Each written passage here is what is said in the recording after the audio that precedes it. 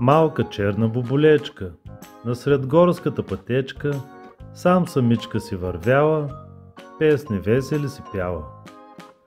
Ала скоро тя разбрала, че е доста прегладняла и не щеш ли за късмет на пътечката отпред, страшна мечка тя видяла, скочила и я изяла. После сита продължила боболечицата мила.